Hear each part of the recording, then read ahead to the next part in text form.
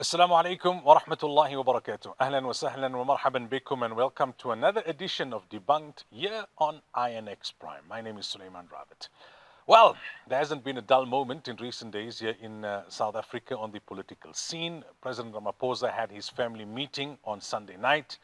Well, he was late. I was saying the other day, I remember a time when he became ANC president and Zuma was still president of the country, and I think they had their January event somewhere in KZN. And Ramaphosa was there timelessly, and Zuma came in late, and Mantashe was the program director, and he made a sarcastic comment to Zuma to say, Mr. President, you're late. There's a new president in town, and things are going to get done on time.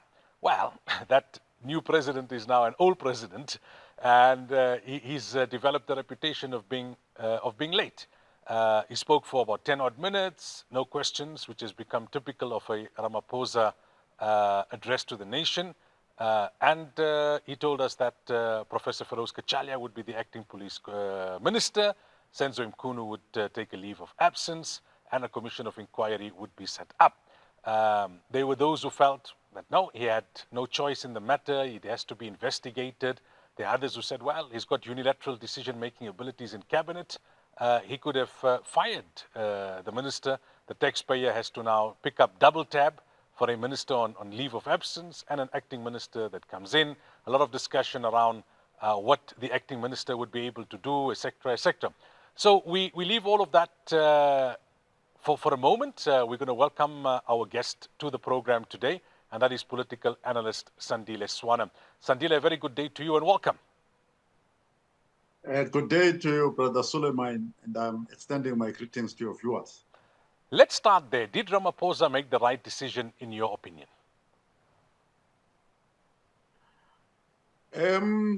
Okay, let's put it this way. Let's say he made the right decision, but we differ on method. As an example, I would have wanted the SIU to handle the investigation. Secondly, I would have wanted the Public Service Commission to assist the SAP to deal with the HR issues that are there. People who've not adhered to the code of ethics and the code of conduct within SAP or their professional standards, that sort of thing. And also then Treasury, the Office of the Accountant General, to step in and address the failures in internal control.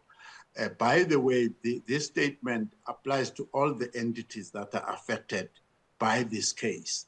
So your NPAs and so on and so forth, where there are lapses within the security cluster for the time being. So there's been debate around a leave of suspension for the minister, right? There are those who say, well, he fired the DA deputy minister. Why didn't he just fire Senzo Mkhunu? I suppose there is one difference. When it came to the deputy minister from the DA, he wasn't denying the fact that he took the trip without permission. Here, the minister is denying the allegations against him. Also, there's the political realism aspect that this minister is from within the ANC. And there are factional issues within the ANC that, as much as we could argue in principle should not be given any consideration, politics doesn't work that way. Your thoughts? Yeah, I think your observation about the admission of guilt, which was beyond dispute in the case of Whitfield, that is a shrewd observation. The politics, a number of political factors, which we may not need to get into, mean that even though he may see that Senzo Mkhunu is in a problem, he needs to cover his own bases. And when you listen to his terms to the commission, a lot of the things that an executive should do, which is himself, Cyril Ramaphosa, he has now outsourced to the commission. Had he actually then, for instance, issued clear instructions that dockets that have been misdirected and sent to the wrong place, including those that were sent to Shadrach Sibia, should be returned to the correct investigating officers. There are some housekeeping issues that didn't need to go to the commission. Also, this issue now that how is it going to go about actually getting rid of Senzo Mkhunu?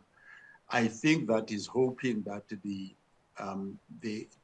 parliament, through the ethics code, will make it untenable for Senzo Mkhunu to maintain his position once they look into the matters of his conduct and non-disclosures of sponsorship he may have received from these criminal contacts. Did it come as much of a surprise, right? Because they are politicians who for prolonged periods of time have a cloud hanging over their heads. And then there are those who are largely perceived to be clean. And if we go back to the first Nasrec, Senzo Mkhunu was on the Ramaphosa slate to be the SG. If my memory serves me correctly, I think there was a bit of confusion initially when the results were announced, and he started moving towards the podium, assuming that he had won before it was clarified that it was Ace Magashule. And I remember at the time in the media, there was this big contrast that was highlighted between who Mkhunu was and Magashule was, in terms of, Magashule being tainted with all of these corruption allegations. He has for a long time been seen as very close to President Ramaphosa. There have been criticisms of his performance as a minister, but did this come a little bit out of the blue, such serious allegations of now not just incompetence, but actual corruption when it comes to this individual, the former Premier of KZN?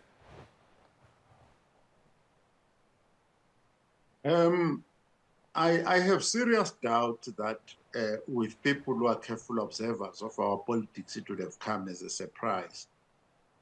I think Helen Zille has made it clear that the CR17 presidency was actually bought with money.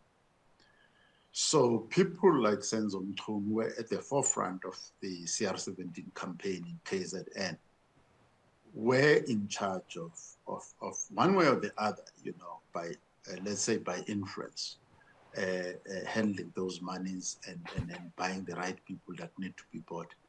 So, and in the ANC, people who've had a successful career politically, including Cyril Ramaphosa, at a certain stage, it became quite clear in the ANC, certainly by the time people went to Polokwane, that money, the politics of money were there, dirty money were there. And that has continued. And so a politician, an ANC comrade, is clean because he has not been caught, is clean because he has got shrewd methods of covering up. Generally, the rot is all over, and it would be unreasonable for us to assume that Senzo Mkhunu is innocent in any way. And also the segments of a ministry that he has been in charge of, such as water and sanitation, you have water mafias there, you have all kinds of things. And when you look at the report, the infrastructure report card for water and sanitation from the South African Institute of Civil Engineers, it's a disaster, total disaster. So I hear people, I was not aware, I mean, there are people when I started attending these interviews were saying he did a good job at water and sanitation. I don't know where he did this good job because the report is not showing in the report.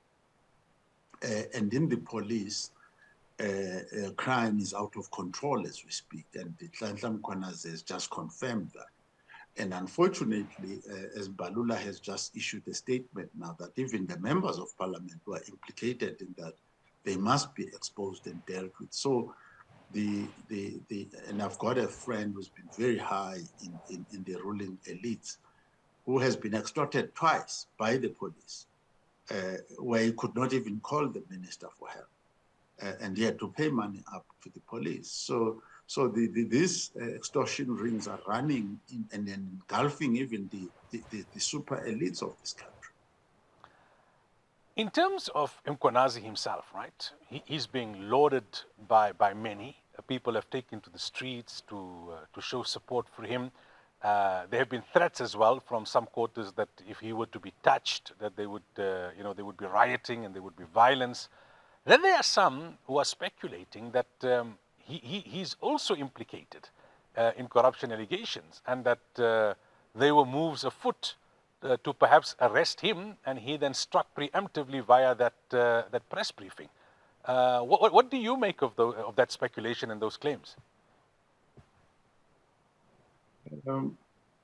First of all, if they had reached a stage where he was supposed to be arrested.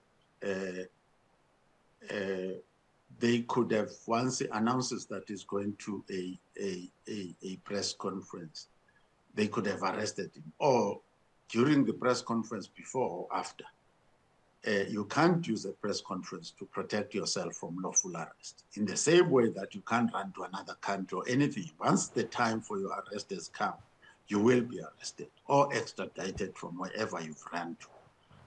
So if the arrest was lawful, as opposed to a form of harassment by his colleagues, then he should be arrested even now. They should not delay, they must arrest him. But my view of the whole thing is that anybody who is guilty of breaking the laws of the Republic of South Africa and is the subject of a lawful arrest and prosecution within the ambit of our constitution and the existing laws and regulations and codes of conduct, then that person must be arrested and processed decisively without hesitation. I have serious doubts that these things apply to Nhlanhla Mkhwanazi. All of us in our jobs, we're always making one mistake or the other, but those mistakes don't always demand that we must be arrested. So I think that Nhlanhla Mkhwanazi must continue with his work, and those who are supporting him, citizens who are supporting him in that work, should also multiply and really fortify their support. Shadrack Sibiya, some were expecting Ramaphosa to make some sort of an announcement with regards to him as well on Sunday night. It didn't happen. But yesterday, we know he's also been put on a leave of absence.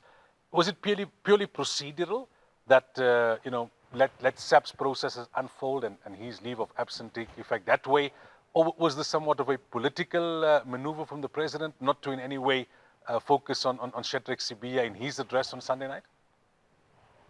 I think it was prudent and correct.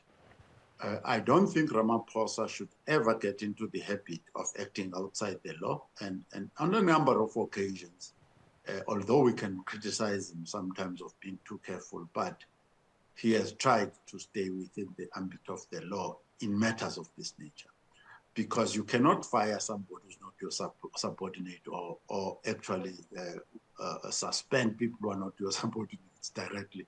So it showed dignity and respect towards the commissioner and allowed the HR. That is part of good governance. That is correct. And I must that from the start, my call was that we must not turn this thing into a one of this must become a kangaroo court. So that is why I insisted that let's use the existing structure, such as SIU, with existing laws, clear track records, and so on and so forth, so that when we correct our democracy, we use existing system and mature existing systems. Now, this commission of inquiry, right, the president has put in place broad terms, 3 months, and then an initial report, and then another 3 months. You've got a man with strong credentials, although he's been out of politics for some time, coming in as the acting police commissioner.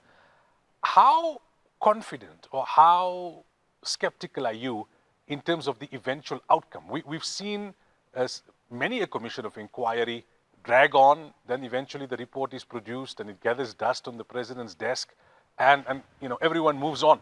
By that time, you may have another election and may have another kind of political disposition. This time around, are there any signals or indicators that there could be a positive outcome here, or somewhat of a positive outcome?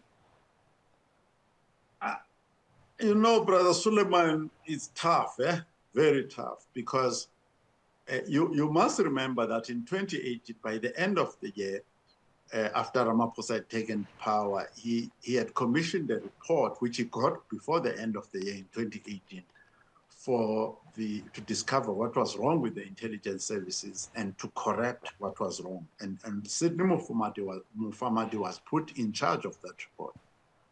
And he did hand over the report to Cyril Ramaphosa. But by 2021, call it 3 years later, we still had an unexpected insurrection that our intelligence services had not actually attended to and preempted. So till today, I mean, we've gone to the DRC and gotten defeated there and embarrassed and captured and all sorts of things. So that report was not used. Firoz Gachalia, and I suppose you are touching on him as well.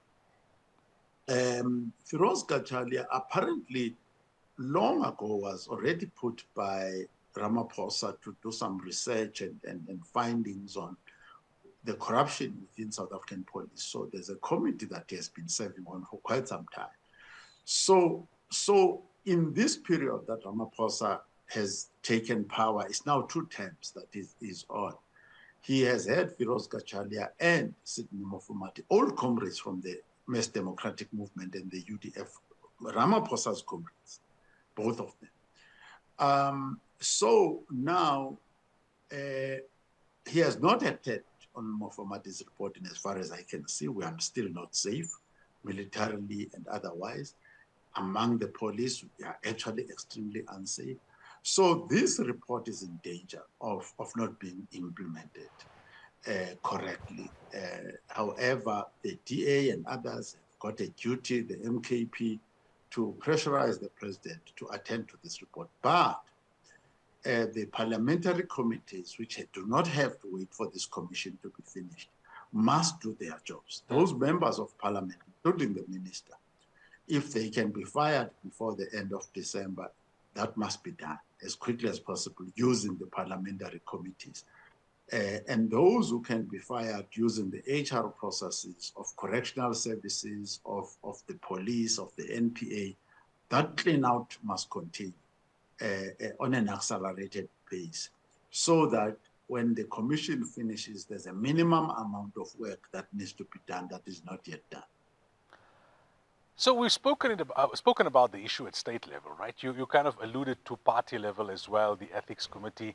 I see that there seems to have been confusion about whether Senzo Mkhunu had already appeared in front of the Integrity Commission or not, kind of conflicting messages from the spokesperson of the ANC and then Mbalula. But not too long ago, we saw some of those heavily implicated in corruption allegations being given, a kind of thumbs up from the Integrity Commission and being cleared. All of this now that's happening, what's your sense in terms of its impact on the internal dynamics of the ANC? Because factionalism is there, we know that.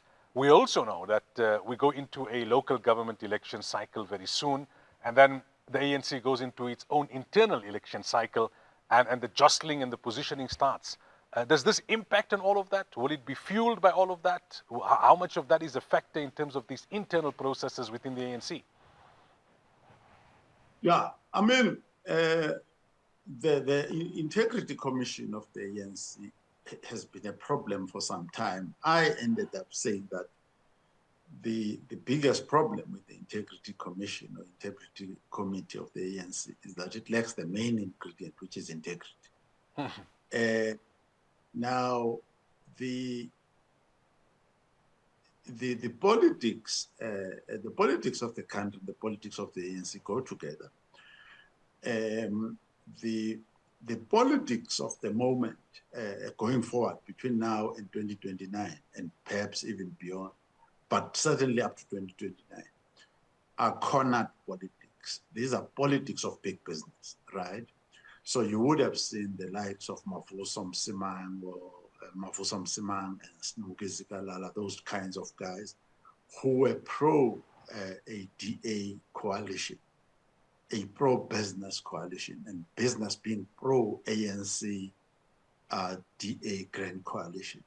So the work that is being done now, between now and 2029, is to sideline anybody who is not in support of the grand coalition between the DA and the ANC, and to shift the ANC eventually into a pro-USA stance. I think you're aware of the problems there. Yeah. So that is the struggle right now. So in some circles, you'll get an impression that Mashadile is probably leading a faction that wants to break away from this pro-Make America Great movement and pro-DA stance. And I mean, these billionaires are not joking, and they've got power through Cyril Ramaphosa, and they want to hold on to that power, you know. So those fights and struggles for position quite often determine how the Integrity Commission works and how the disciplinary committees work. So your disciplinary type thing just becomes a political tool in the process. In the meanwhile, the tensions within the GNU, right, that were making headlines before Mkhwanazi's press briefing seem to have, faded into the background, but they definitely haven't gone away. What's your sense of where the GNU sits at the moment? We know that there have been statements on the sideline from Zille, from Steenhuisen. Now that the dust will kind of settle around this particular issue for a while before the Commission of Inquiry gets going, are we likely to start seeing fireworks again within the GNU? Because we understand all is not well in Parliament. The ANC feels let down by the DA in terms of support for certain budgets, etc. The Cyril Ramaphosa and his support base are not going to dissolve the GNU. Tony Leon and Helen Zille are not going to dissolve the GNU. Big business is not going to dissolve the GNU. So the rulers, the power sits in three places here. It sits in the DA, with Cyril Ramaphosa, Mabuza, those types of guys, and then Tony Leon, Helen Zille, and then Adrian Gore and company. Those are the people who control the country. Those people are not going to let power out of their hands. They are not going to hand power to the EFF and the MKP. They are not going to do that. So no matter the ructions, those ructions, you will fight and fight. Adrian Gore will book you into a massage parlor and spa, and you go and be massaged, and you go back and do your job. Nobody's going to break the GNU, if that is your question. All the while, the national dialogue process has got underway. Those who are part of it, I did another interview earlier this week with Becky Nhlanhla, the former COSATU General Secretary, and they say, no, this time it's different. The public is demanding it. There's going to be public participation. We're going to hold the government to account. It's not an internal government dialogue. It's a dialogue, government to the people. It's a bit muted in terms of discussion around it, I suppose, because, again, being overshadowed by this whole issue that we've been discussing. Many are concerned about that 700 million rand reported price tag. What's your level of optimism or skepticism, and why in terms of this national dialogue? There are a number of issues. Obviously, we all know, I think, a good number of us as citizens, I mean, bear in mind that you and I don't think the same way as the politician, that the 700 million is not relevant to this. There should be no 700 million that has been spent on this. I think we can put that aside. The other problem that a lot of us have with this is that at least a few eminent persons, being Padili Hutla and Thabo Mbeki, in 2019 already, before the elections of 2019, they were calling for a detailed economic plan, now, which was missing at the time and is still missing till today. And then that would have entailed developing a compact or a social agreement with social partners to implement this, because the reduction in unemployment, the increase in investment, and all those types of things, they need that. And it's a social process, although you can work it out in numbers, but it is a social process. That has not been done. and it has not been done because those who hold power, led by Cyril, are very arrogant towards the technocratic element of society, the Padili Hutlas, the Tabombekis, and others. So you have that problem that now they are saying they are here. And there are other problems that have arisen, by the way. The xenophobia that has arisen is exactly a direct result of that failure to plan economically and execute that plan. The xenophobia, the rise in Afrikaner right-wing politics, white Afrikaner right-wing politics, and the Make America Great movement and the secessionist movements in the Western Cape, Orania, and is it Plainfontein in Pretoria and elsewhere, where we just see a whole range of radical right-wing elements, where there are tensions in society, where in actual fact the lubricant of economic growth and growing employment and general wealth and comfort could have assuaged and sort of oiled that a little bit. So the last comment I would make is that there's a lot of important technical detail. You know, that if we are going to be in discussion, there are a lot of mechanics that need to be clear. For instance, we went into this CODESA thing, this, that, and the other, and then ended up with a new constitution and a new South Africa. But we didn't know the mechanics of how and when are we going to get our land back. And we're still battling with that issue. The land is just not coming back. So you do need the type of people who would engage in a social dialogue, understand the needs of the citizens, which I think we need before even the dialogue, to say, how can these things be physically delivered within a very reasonable time frame? Having said all of that, I am not in support of the dialogue. I'm against this dialogue. In the first instance, I think the issues that need to be attended to were detailed already in the NDP. I'm preparing to go and deliver a letter at UNISA tomorrow about the 100 first year performance, 1 year performance of the GNU. And again, the things that have already been pre-planned have not been attended to. Even the things that they declared they want to do, and they've been working on the things that are in the GNU since 2020, and they are not achieving what they said they are going to achieve. So there's a lot of planning sometimes, at least at a vision level, that is then not supported by a budget and the day-to-day actions of the state. And then to solve that problem, we call a national dialogue. And I think that's a wrong medicine. Sandile Swana, as always, thank you for your time. Thank you so much, my brother. Bye. Have a great day and go well. That was political analyst Sandile Swana talking to us about what has happened in recent days in South Africa, the president's announcement, putting the police minister on a leave of absence, appointing Feroz Kachalia as the acting police minister, then Shadrack Sibiya being put on a leave of absence, the commission of inquiry being announced, the ENC's now internal processes playing out. In the meanwhile, you've still got the dynamics around the GNU that remain, and the national dialogue, which has commenced. So we kind of had a discussion around those issues, just to get some analysis on the events of the last few days, which will continue to be discussed and remain talking points for the next couple of days at least. That's it for today's edition of Debunked. Assalamu alaikum wa rahmatullahi wa barakatuh.